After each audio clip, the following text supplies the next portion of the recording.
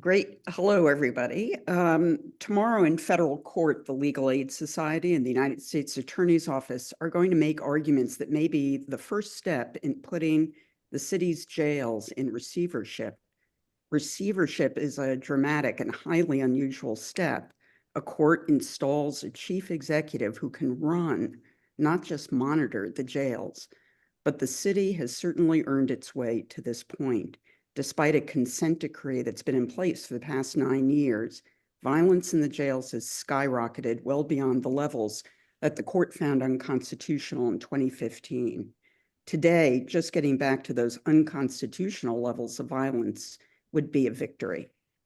If reduced to a word cloud, the jail monitors thousands of pages of reports would just be 3 bubbles: dysfunction, chaos, and mismanagement.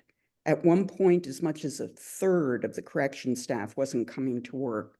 33 people have died over the past 3 years under the most gruesome circumstances that reflect the dysfunction. The last commissioner was ousted after he hid facts from the monitor, like the numbers of deaths and injuries. So can the city's jails ever function in a humane and dignified way? And what can New York City learn from other systems, both in this country and abroad? My name is Liz Glazer, and I'm the founder of Vital City. And I'm really pleased to join the other sponsors of this event to try and answer these questions. So many thanks to Columbia Law School, to the CUNY Institute for State and Local Governance, to John Jay College, and to NYU Wagner School. We have just a stellar lineup of talent, and their full bios are on the Vital City site, and we'll put the link in the chat. But here's the thumbnail. First up is Stanley Richards, who's the current CEO of Fortune Society. Previously, Stanley chaired the Board of Correction, the oversight board for the city's jails. He was the first deputy commissioner of the Department of Correction, the first formerly incarcerated person to hold such a high-level position. And Stanley's going to kick us off, giving us a little bit of context. After Stanley is Jan Ransom, an investigative reporter with the New York Times, who will moderate the panel. Jan has been making front-page news with her detailed and devastating accounts of dysfunction and violence at Rikers. And last year, she was named Journalist of the Year by the Newswomen's Club of New York for this work. We have 4 panelists.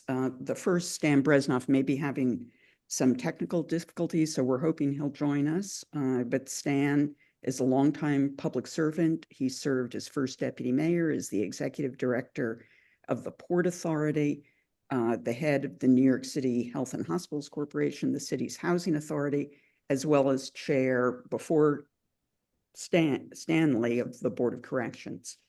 Jordan Hyatt is a professor at Drexel University, where he focuses on projects to improve prison life. Jordan is co-leading a groundbreaking project in the Pennsylvania prison system called Little Scandinavia. Michael Jacobson is the head of the CUNY Institute for State and Local Governance. He served previously as the New York City Correction Commissioner and the New York City Probation Commissioner. Dr. Nika Jones-Tapia heads the Justice Initiatives at Chicago Beyond, focusing on improving safety and wellness in jurisdictions across the U.S. Previously, she served as the warden of Cook County Jail in Chicago, becoming one of the first psychologists in the U.S. to lead a correctional facility. We want to keep as close to an hour as possible, so we'll get to a few questions that you can submit in the Q&A function. But if we don't get to you, please feel free to email info@vitalcitynyc.org, and we'll post answers. We're also recording the event, and we'll post that as well on the Vital City event page, and also email it to people who signed up after the event. So with that, over to you, Stanley. Thank you, Liz, and good afternoon, everyone. I want to start off by framing what Judge Lippman often says. Rikers has to close as soon as possible. The jails there hurt public safety and endanger the lives of everyone inside their walls. They are a stain on the soul of our city. That clarion call requires us to take stock of this moment, to see what is possible, and to take action. In the Vital City's latest article, and I encourage you to take a look at it, the State of New York City Jails mid-2024 report reported that it remains essential that the department continues to work towards structural transformation that will promote sound correctional practice in accordance with the monitoring team's repeated exhortations. The level of danger posed to individuals in custody and employees at Rikers Island is still unacceptable, and the court continues to expect nothing less than rapid changes to ensure the safety of those who live and work there. We have been in this place far too long, and the time is now for us to lock arms and to make the change that we need to. And I'm really excited to listen to this panel talk about what is it that we can do to transform the conditions of the jails and prepare ourselves for closing Rikers and building a Burrow-based jail system. The time is past due that we take action to transform jail conditions and close Rikers Island. We must seize this moment to center our work on a few key principles. One, detention and the conditions of confinement are not a proxy for punishment and accountability. Two, detention and incarceration do not mean that people lose their humanity, their dignity, inclusion, and participation in civil society. And three, our collective efforts to actualize a fairer, more just, and humane system must be centered on the values of accountability, redemption, hope, and goodness. Today, listening to these panelists, we will call upon our collective efforts of advocates, service providers, community and family members, and elected leaders to remove this stain on our city, lift up and transform jail conditions so that we can close Rikers and establish a new vision where everyone who enters the doors of our jails, including those detained and people who work there, to ensure that they are valued, heard, and supported. I'll end with a quote by Melody Beattie. Gratitude unlocks the fullness of life. It turns what we have into enough and more. It turns denial into acceptance, chaos into order, confusion into clarity. It can turn a meal into a feast, a house into a home, a stranger into a friend. Gratitude makes sense of our past, brings peace for today, and creates a vision for tomorrow. I am forever grateful to this panel, to all of you who are listening and participating, because all of you are like a rising tide that lift all boats. And I am thankful to be in partnership with all of you. And with that, I want to hear from our panelists. I'll turn it over to Jan. Thank you, Liz and Stanley. So let's dive right in. I'd like to sort of set the stage, and Michael, I think you are best suited for that. Can you tell us, how did we get here? Well, it's a long story, but the sort of short story is the jails, I think, as a lot of people know, have been very problematic for decades. But if you look at the last 20 or 25 years, you'll see that in the late 1990s, violence, overcrowding was at an apex, use of force. All the metrics were as bad as you can imagine. What happened over the next few years, for a variety of reasons, is that those metrics got a lot better. Violence declined significantly along with use of force, and into the early and mid 2000s, historically, violence was pretty low in the city jails. Still a lot of problems, obviously. But then what happened in about 2010 is that things started to trend back in the wrong direction. There are, I think, a variety of reasons for that. That's when the system started to lose some incredibly experienced upper-level uniform management. They left in droves for a bunch of reasons that really hit the capacity of the agency to run the jails.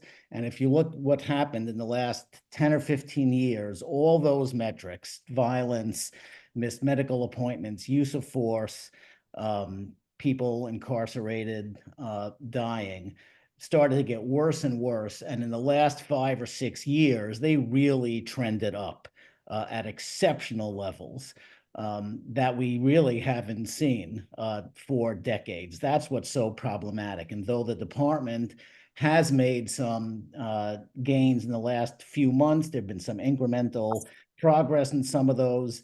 When you compare the numbers we have now historically, as Liz said at the beginning, we have huge problems that we have to deal with. So they've gotten worse over the last decade, but over the last 5 or 6 years, they've exploded. And, you know, we're here to talk about solutions, and you've been very vocal about the implementation of a federal receiver being perhaps the best answer to fixing Rikers. Can you tell us about the powers a receiver would have to get things done and why implementing change within Rikers is difficult under the department's current configuration? Well, I support a receiver for a number of reasons, and it's less in some ways about the specific powers a receiver might have to get around the city's contracting process or to, on his or her own, abrogate certain parts of a union contract. For me, it's less that. Then there's someone with integrity, sort of moral authority, who's going to be there for a while, right? What happens now in the city, I mean, not now, but really for a long time, is that commissioners more or less come and go, right? I mean, we've seen that in the last 7 or 8 years. 2 years is not an unusual amount of time for a commissioner to be there.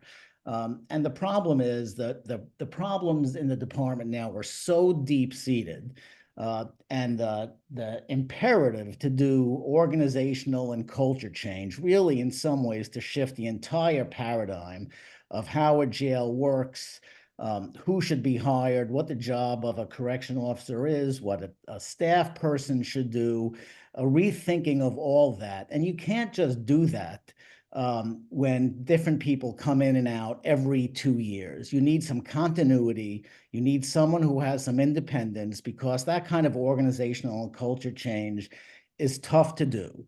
It's a slog. It's a lot of work.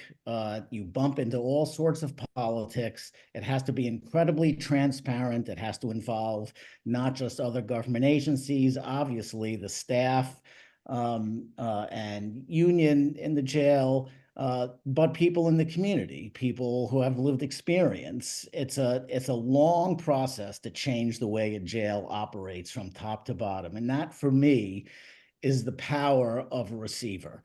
You can have the best commissioner in the world, but if he or she is there for 18 months and then a new one comes in, that's just not a recipe for how you're going to get to the deep-seated problems we have. So for me, the sort of resounding call for a receiver is it's really, in some ways, the only way to ensure that over the next 6 or 7 years, by the time the city moves into the new borough-based jails that Stanley was talking about, we have a new operating principle, a new mission, a new vision. We can't move into those jails with the current operations we have now on the island.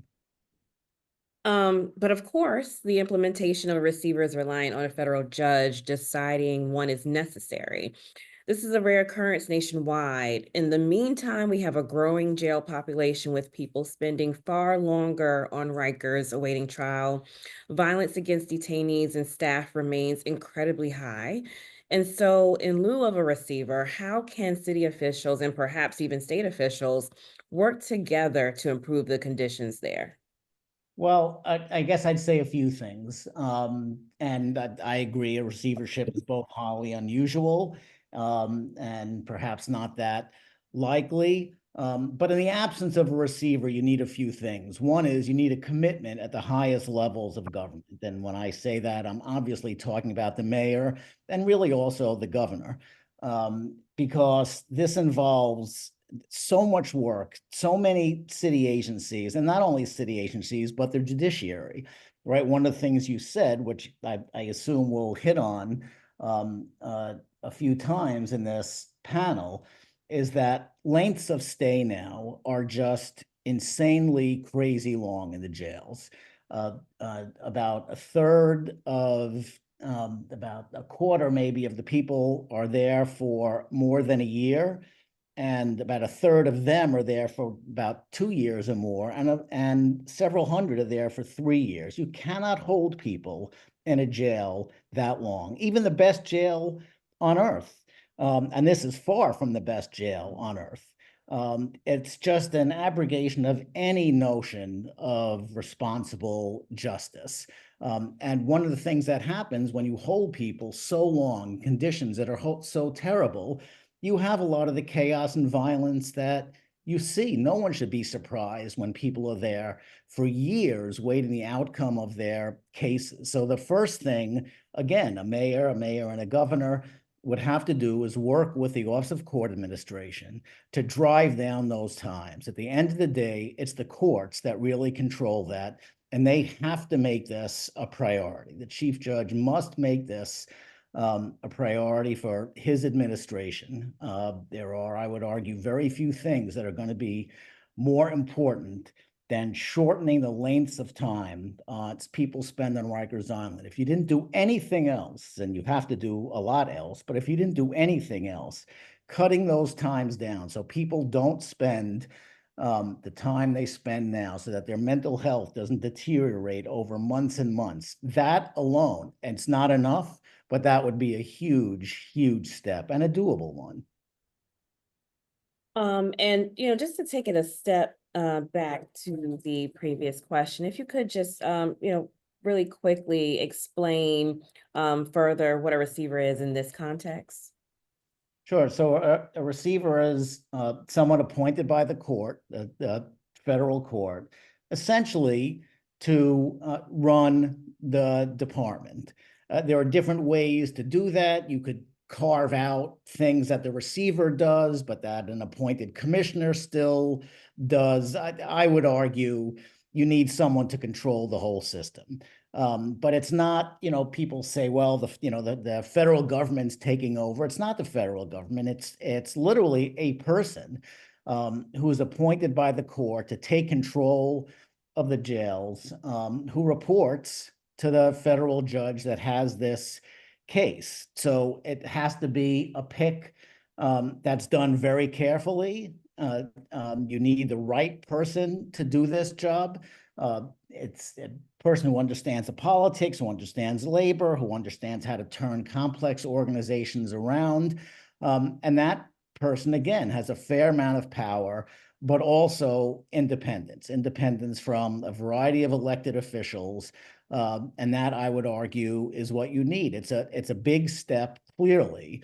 But for me, it's really, if you believe that organizational and culture change from top to bottom is what's key here, and that's, I certainly believe that, then you're going to need that kind of continuity. There's no other route to get you there other than someone being there for as long as it takes to do this. And in the absence of that, as I said, at a minimum, you need the governor and the mayor and the chief judge to spend a lot of political capital and make this a priority.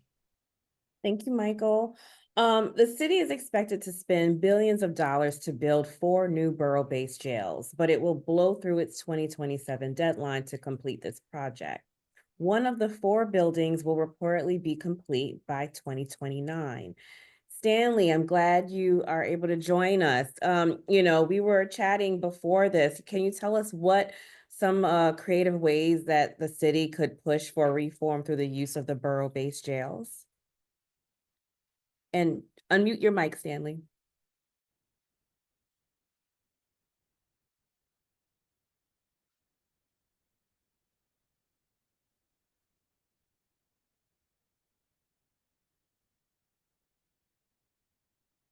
It should be on the bottom left-hand corner.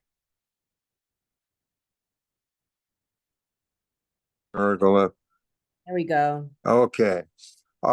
Michael's description of what's required in the way of a SAR or SARINA is where I'd like to start.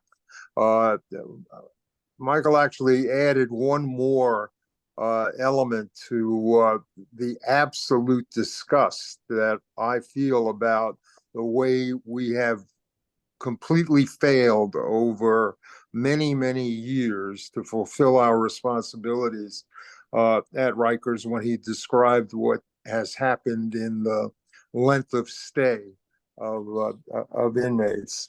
All of it is intolerable. I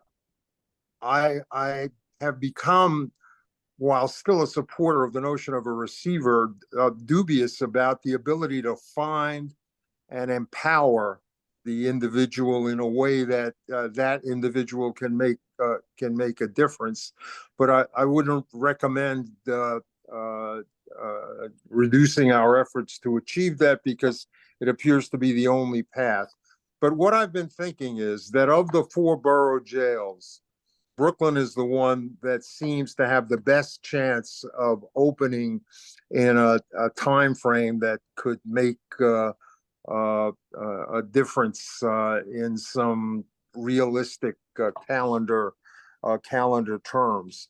And what I'm going to say will have an element of naivete, perhaps, or utopian vision. How does one get to be able to do this? But I believe that Brooklyn should be seen as an opportunity to create the kind of jail in the contextual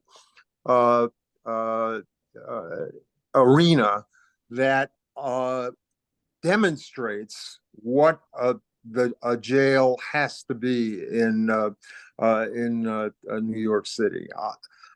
First, we need to press to have this project completed.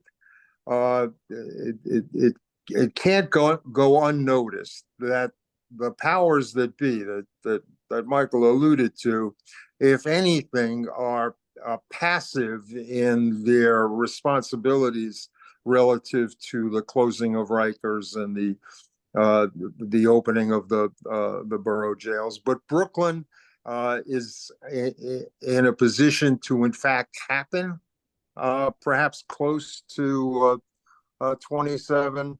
And what I would argue needs to be done is the creation, even legally, but certainly operationally, of a separate institution that we develop a master plan for, that we engage in that master plan with issues of culture, of training, of staffing, of inculcating the management with the responsibilities that it's going to have, and have that jail, when it finally opens, represent in a realistic way what it is possible to do with a jail. The fact is that even a receiver, when if and when one is named, takes over Rikers,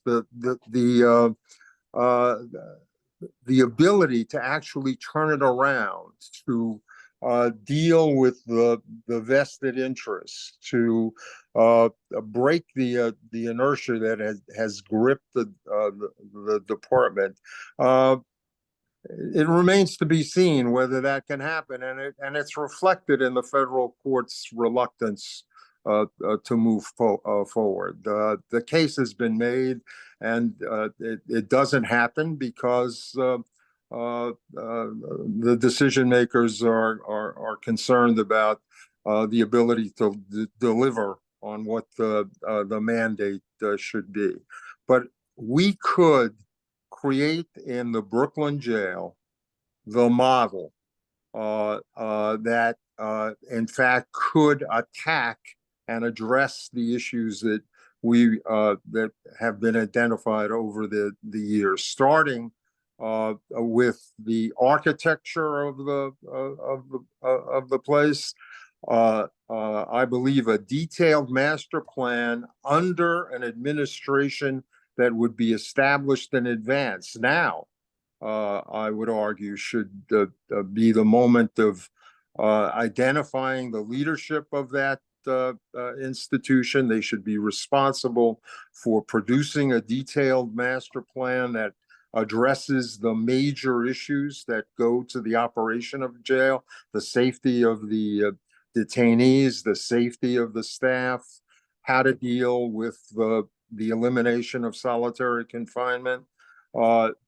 And we should get regular reports, operational and capital construction reports on the jail as it develops, and that individual would take over the operation when, in effect, I'm arguing for a kind of a sub-corporation that undertakes, while all the other efforts are going on to try and dynamite the courts into more effective operation and fulfilling their responsibilities.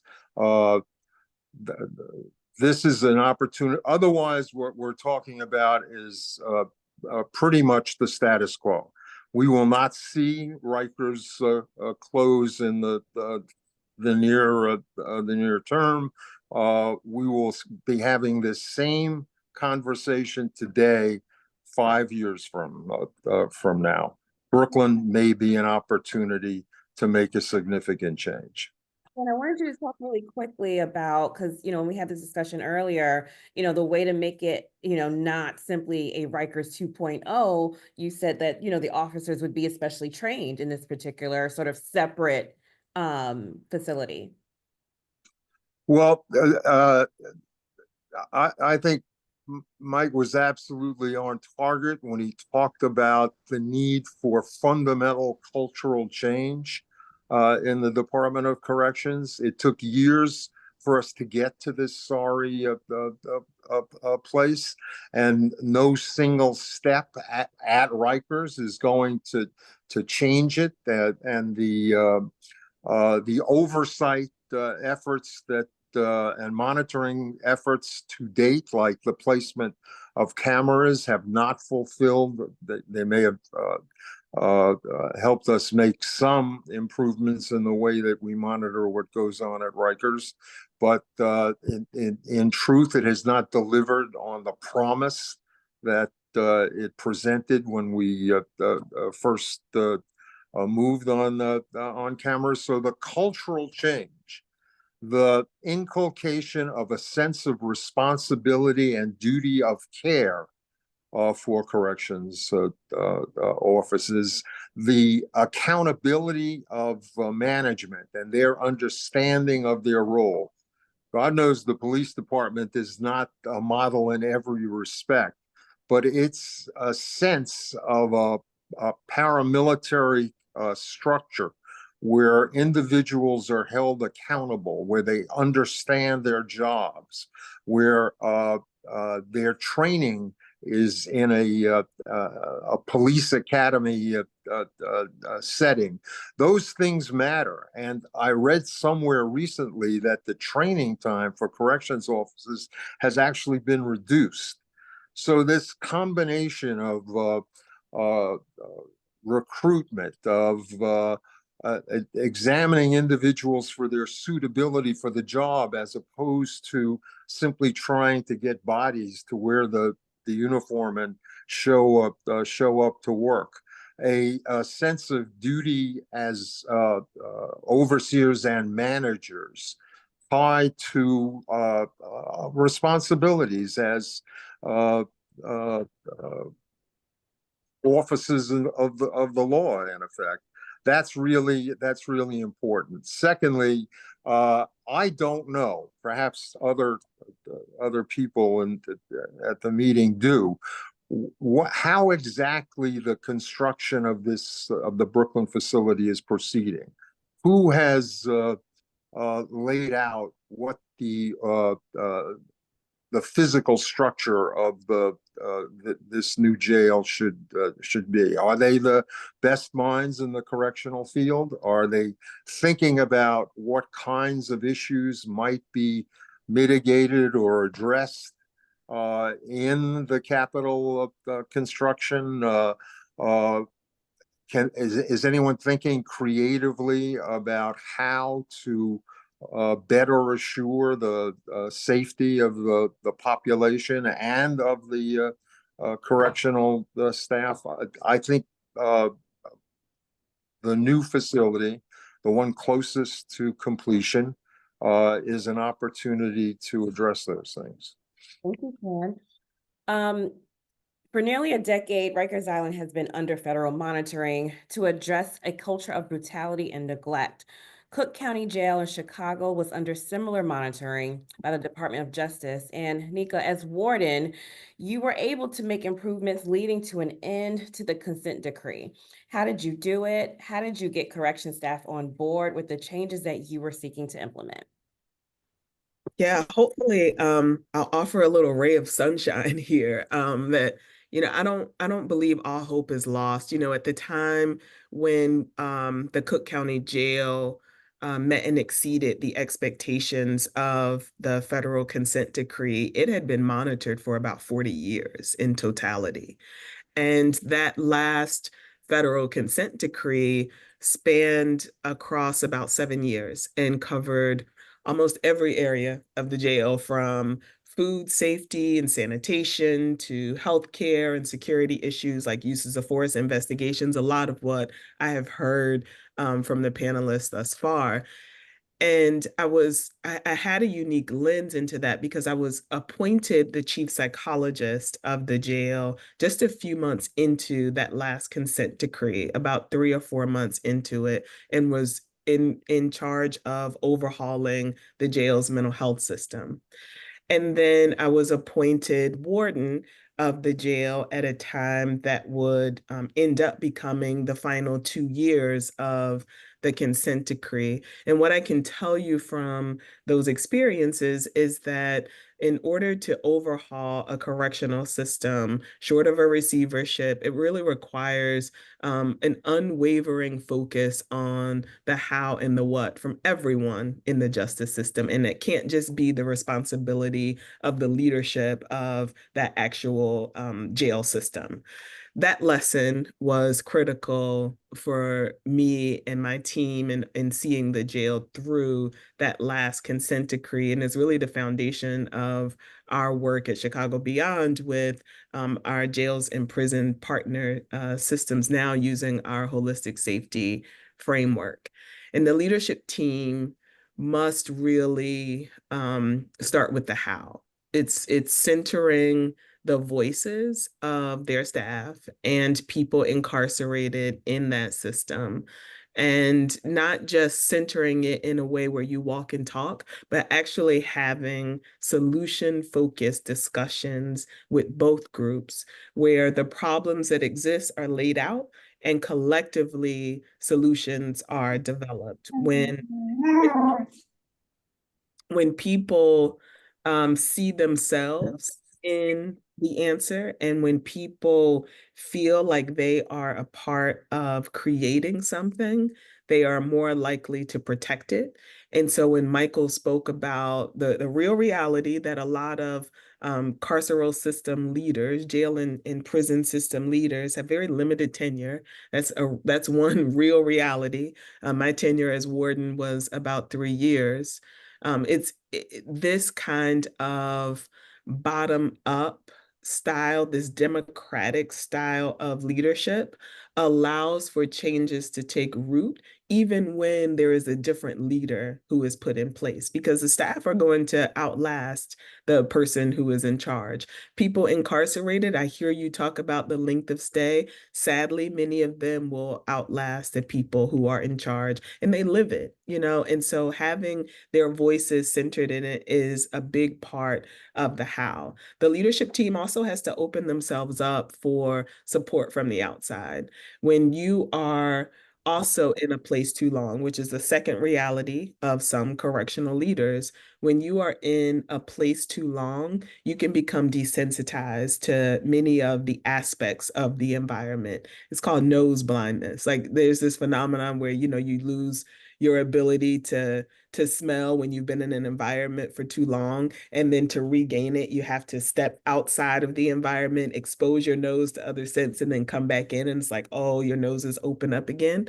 You have to do that as a leader. Like you have to step out, see what other system leaders are doing, be bold and willing to employ some of those measures in your system. And you have to be willing to invite others in who will tell you how it really smells, and you not shame them for telling you how it really smells. And this requires a breakdown of silos, silos between sworn and civilian, silos between security and healthcare, jail and community. Like it really takes everyone. And then the what is going to require an interrogation of the policies and the practices of the system. And that interrogation, again, is not just the leaders interrogating the policies and practices. They're doing it with their staff and with people incarcerated, all sitting down to ask, how are these policies serving us? And if they are no longer serving us, because the reality is a lot of those policies exist because that's just how things have always been done, then you toss them and you collectively create new policies that serve in the best interest to create healthier and safer environments for everyone in it. Thank you. My colleague and I reported last year that Rikers Island has essentially become the state's largest de facto mental institution. More than half of the people held there have a diagnosed mental illness, and 1 in 5 have a serious mental illness. As a psychologist running a jail, you are in a unique position to understand how to care for a population that has grown to include more people with a mental illness. How did you use programming to drive down violence and improve the conditions in Cook County? Great question.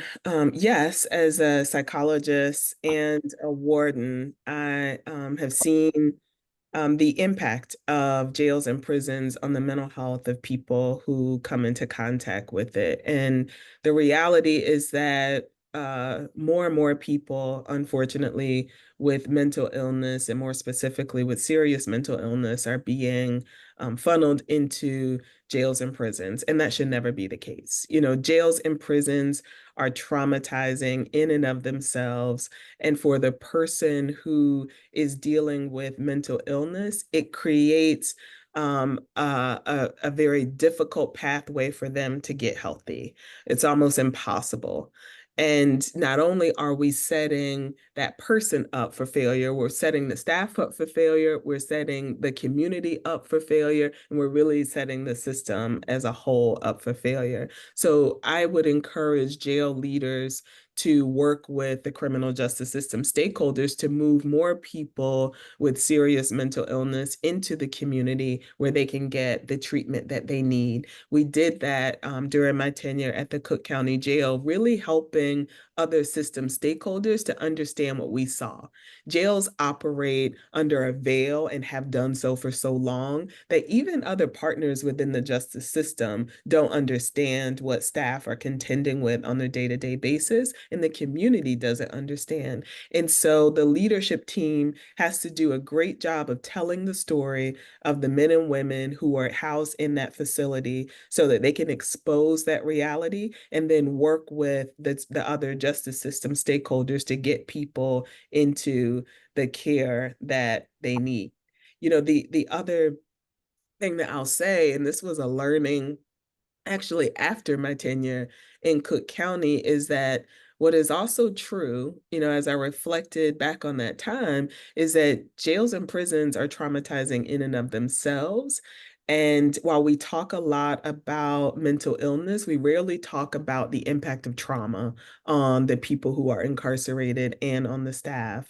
98% of men and 99% of women who are incarcerated have experienced at least one traumatic event in their lifetime. And though all of us here on the panel are well connected with the reality that that's far more common. Like they are overexposed to trauma in this system.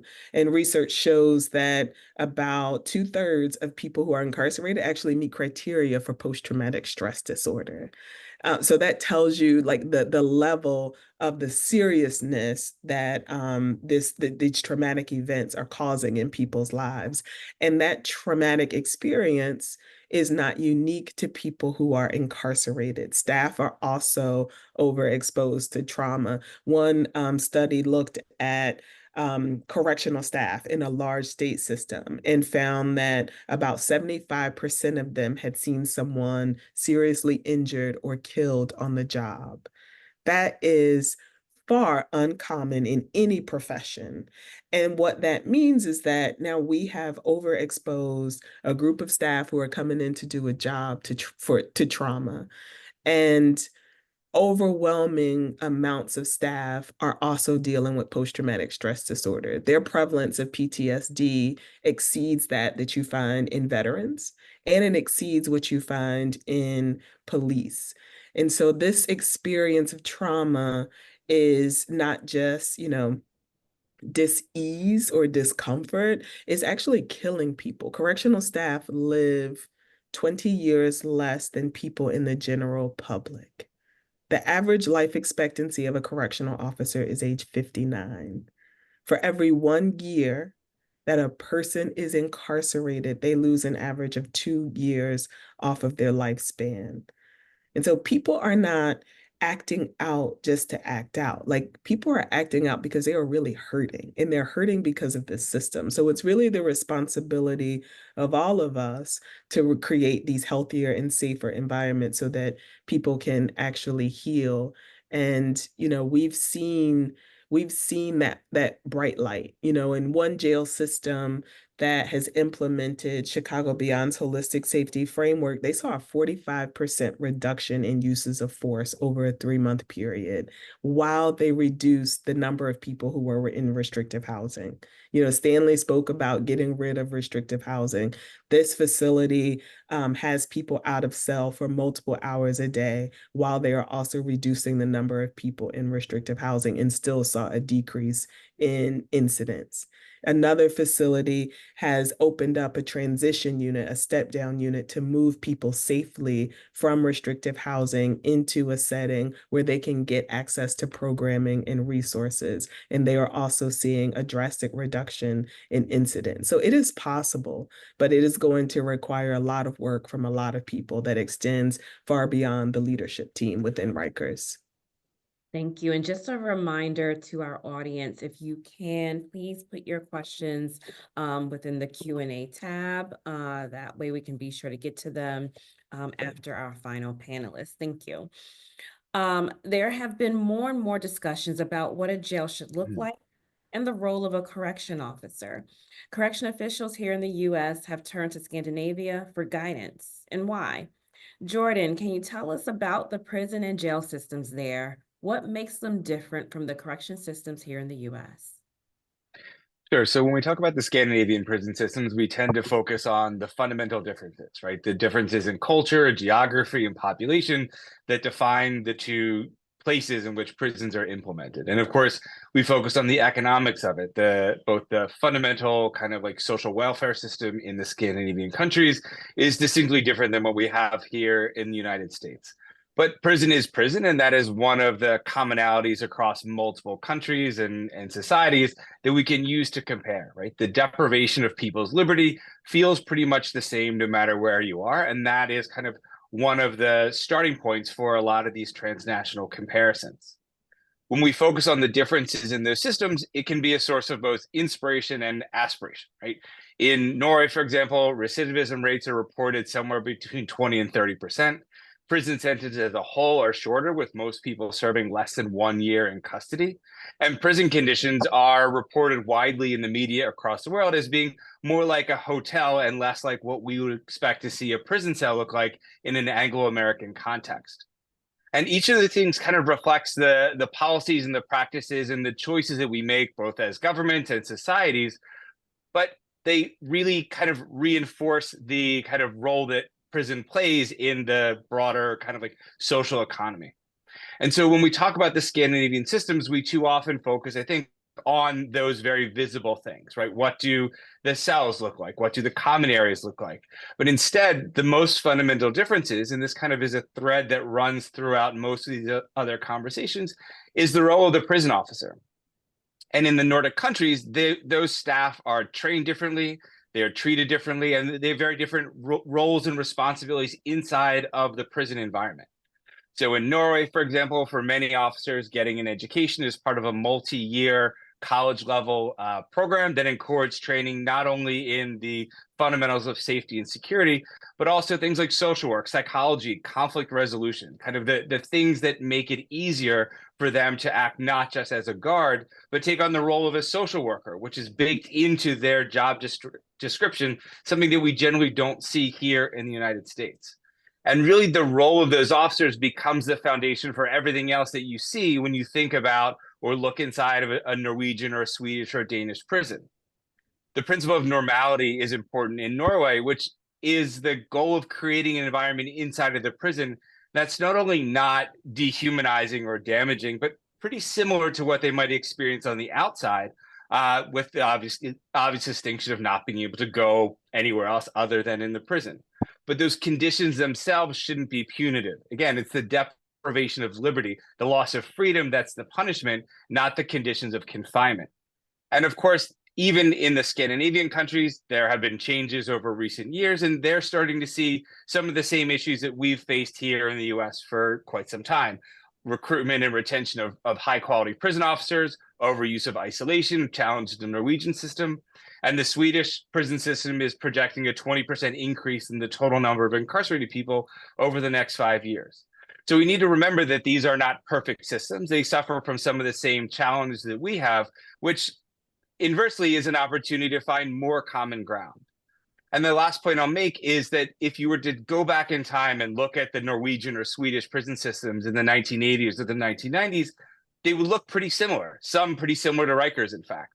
And so because of an intentional, concentrated, and sustained culture change campaign, they were able to redefine what their prison system was like, what their prison officers did, and really impact the long-term trajectories of people who are incarcerated. So there's a short-term thing to look at, how are the conditions inside of the prison? There's also a model for change baked into those systems that we often ignore. Thank you. And there's a pilot project in Pennsylvania now. Tell us about it. What are some of the takeaways from the pilot? And is this something that officials in New York City could consider doing here to improve conditions at Rikers? Sure. So as Michael said earlier, in corrections, people tend to focus on what they can't do and not what they can do. And so one of the reasons that looking outside the US is so inspirational is because you can find systems that reflect some of what we wish we could do, but have been stymied in whatever efforts we've tried kind of as a system, as a society in the past. So the Scandinavian Prison Project is a pilot effort, and it's one of several projects across the country now that are looking for unique ways to implement principles of dignity and humanity for people who live and work in prison. And in this case, it's looking to the Nordic countries. And so the project itself focuses on culture change in one small space. So all of the reform efforts, all of the training that are rolled up in this project are focused on a single housing unit in a prison just outside of Philadelphia.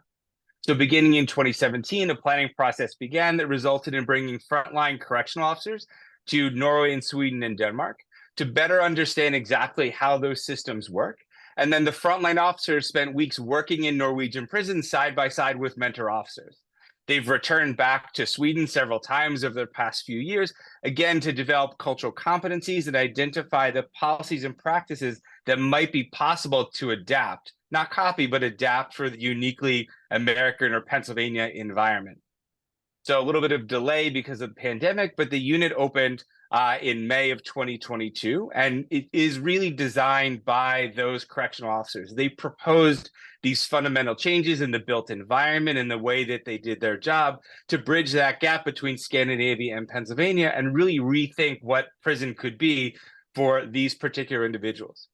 So if you were to step onto the unit today, you'd notice that there are single cells, very uncommon in general population in Pennsylvania. There are green plants throughout, sound dampening panels, intentionally chosen muted colors, soft furniture designed more like a living room and less like the kind of plastic or fixed furniture we're used to seeing in prisons. There's a full commercial kitchen that the residents on the unit have the ability to use. And they order their groceries from the community grocery store, kind of like Instacart for prison, to allow them access to fresh foods and other kind of culinary resources that they wouldn't maybe have in most other prison environments. But at the heart of this are prison officers who receive training in Scandinavia and in the US to reconceptualize what they're doing to perhaps try and think about how they interact with incarcerated people. For example, they relaxed the fraternization policy, which previously would have subjected them to discipline if they spoke with an incarcerated person for a few more minutes. Now they're almost required to do that, getting to know the residents on the unit in a way that they wouldn't be able to do otherwise. And all of that is facilitated by a ratio of staff to incarcerated people on the unit that's pretty unheard of in American corrections.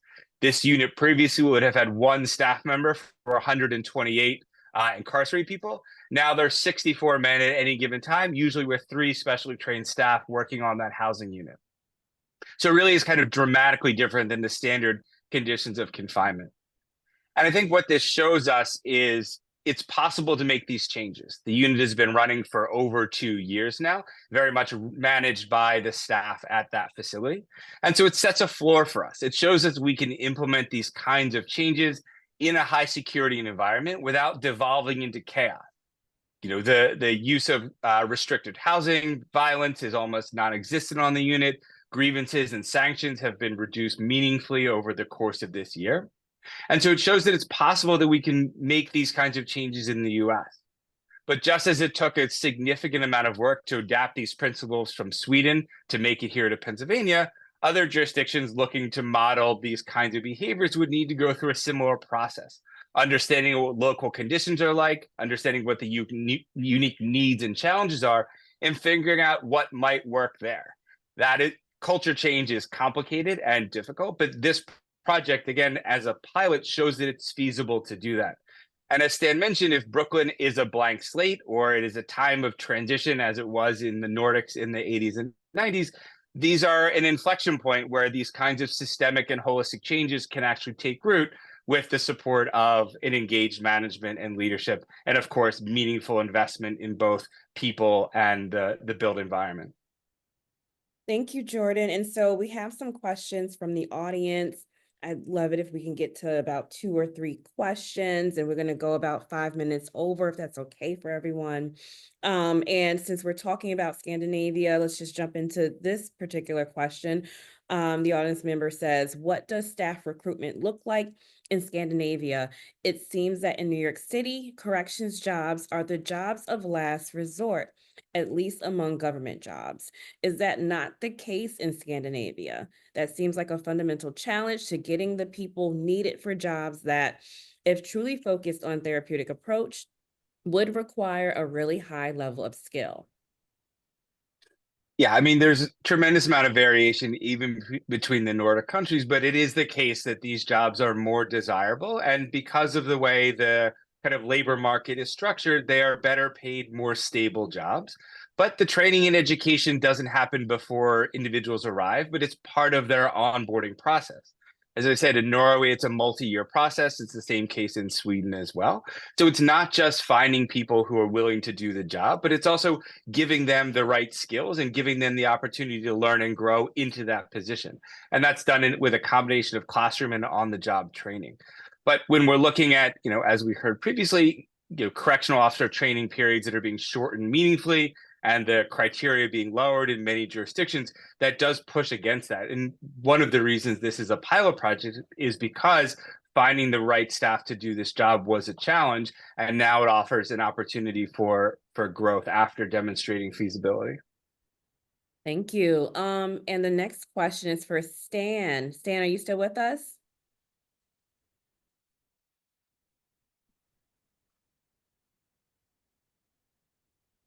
Reznov or I'm sorry, Rezanoff. Yes, sorry.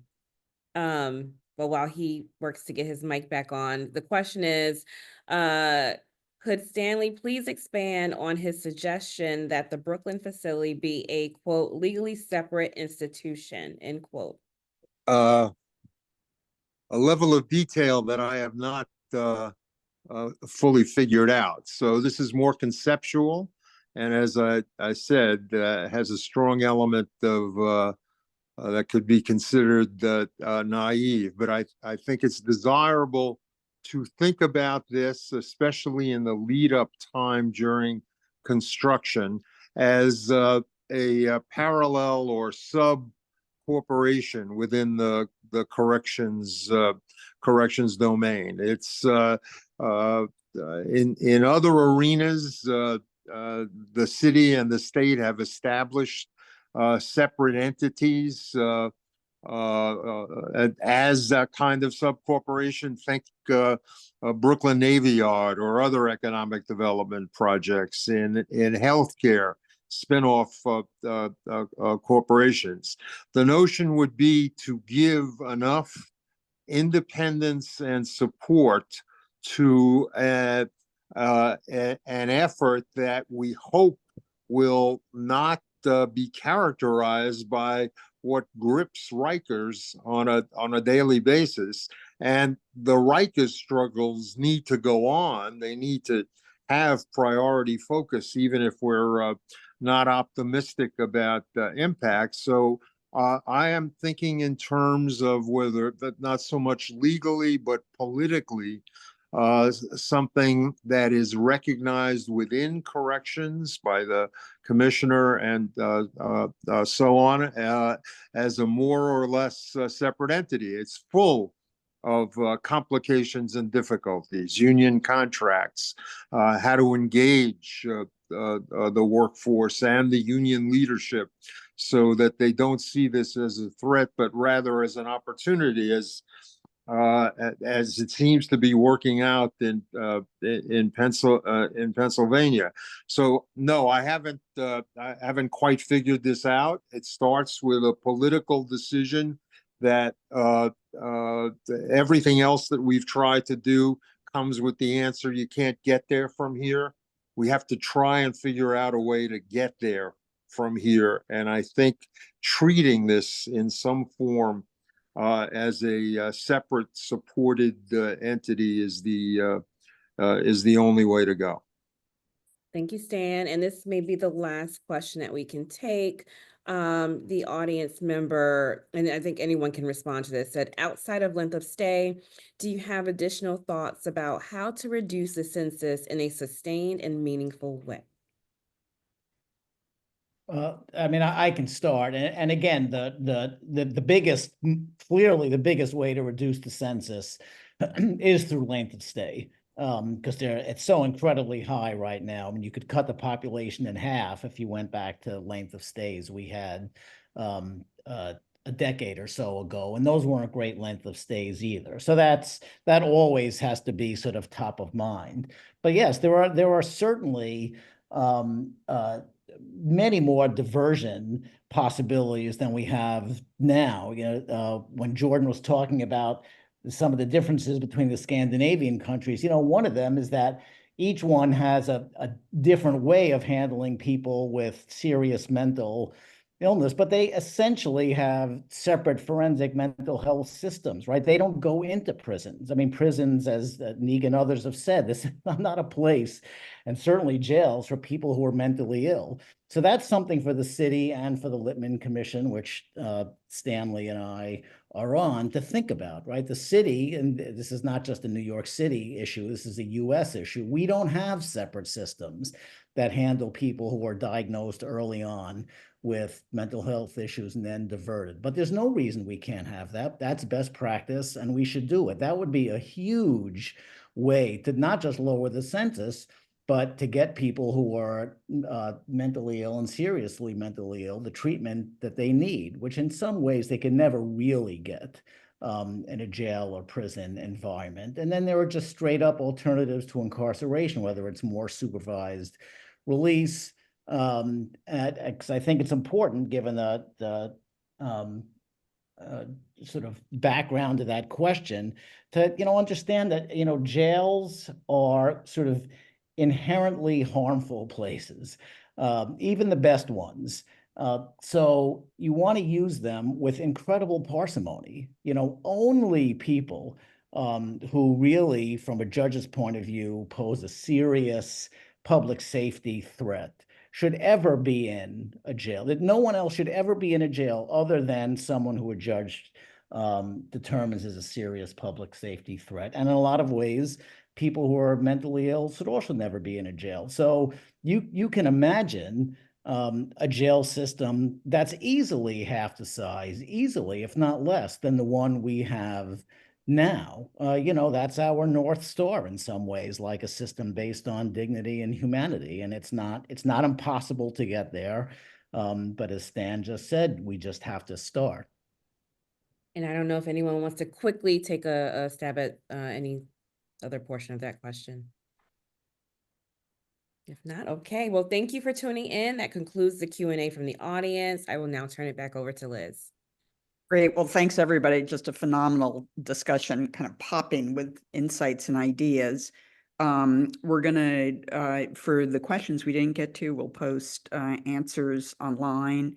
We'll have an edited transcript that will we'll send out to everybody a video, but we'll have an edited transcript that'll appear in an October issue of Vital City that's about fixing jail conditions, and also has articles by some of the people you heard here from Nika and Jordan and Michael.